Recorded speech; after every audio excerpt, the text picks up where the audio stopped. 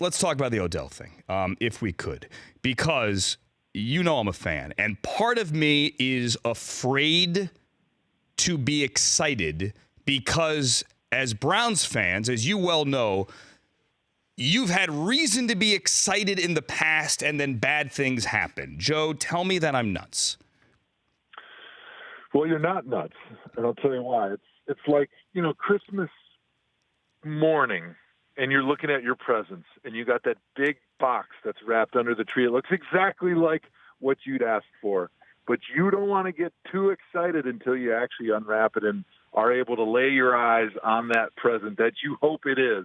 And that's the same thing that we're dealing with right now with what has happened with the Browns in the offseason and OBJ in specific.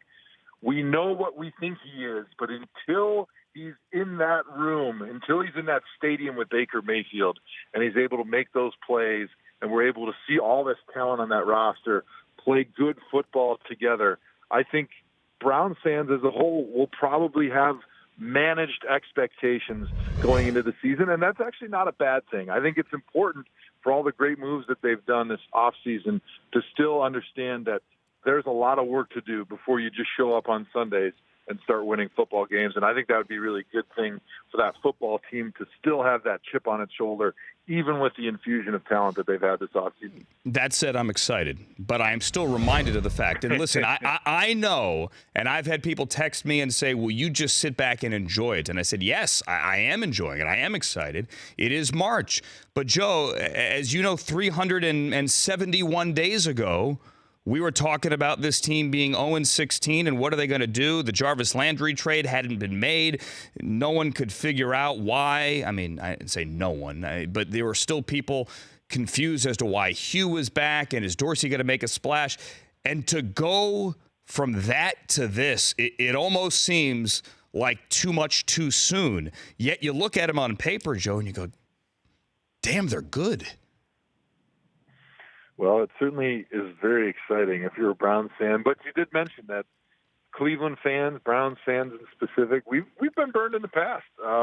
Specifically coming off of my rookie season, we were 10-6. We thought we'd found the franchise quarterback of the next decade with Derek Anderson, and then we had some injuries early on in the season, and then 2008 just didn't turn out the way we had all hoped. And the coach gets fired, and then we kind of went down the rabbit hole of firing coaches and GMs and didn't find our way out of it until John Dorsey comes to the rescue. So I think it's natural, as Browns fans, we've been burned before, and it'll be more fun and more enjoyable, I think, if we let ourselves be surprised by the success this season. You talk about this a lot with Andrew Hawkins on your Tomahawk podcast. For those who don't listen to it, download it. You should listen to it. You guys have taken a couple of weeks off, but I know you're back now.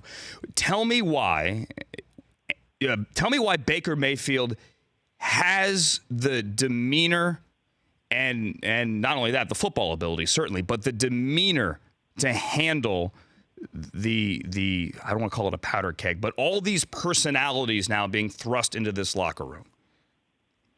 Yeah, there's two reasons. The first reason is he is of the same generation of all of these other stars. And we actually just recorded a new Tomahawk today, and we talked a lot about this.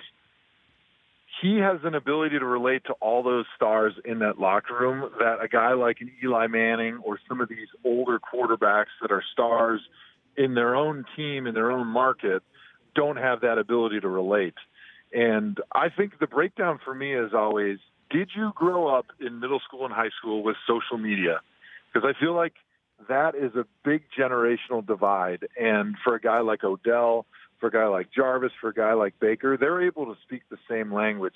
They listen to the same music. They like to hang out together.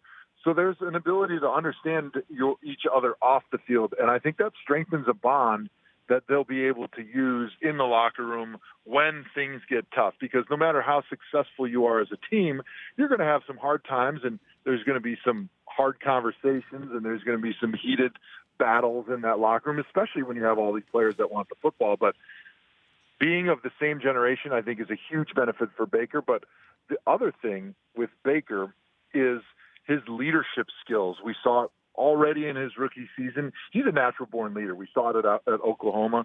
And so for him, I don't think that's going to be an issue at all because people are drawn to his personality. They're drawn to his personality, and I know you can attest to this. When you talk to him for 5 minutes, you step back and you go, all right, I get it now. Like, I see what other people see. And he has a rare ability as well that people want to now come play there with him, which this team has not had. Absolutely right. When you have that young quarterback, that star like a Baker Mayfield, all of a sudden now he's recruiting other stars to come to your team. That's an added benefit, more over and above what you get from just his performance on Sundays on the field. The Rich Eisen Show, weekdays at noon Eastern on Audience.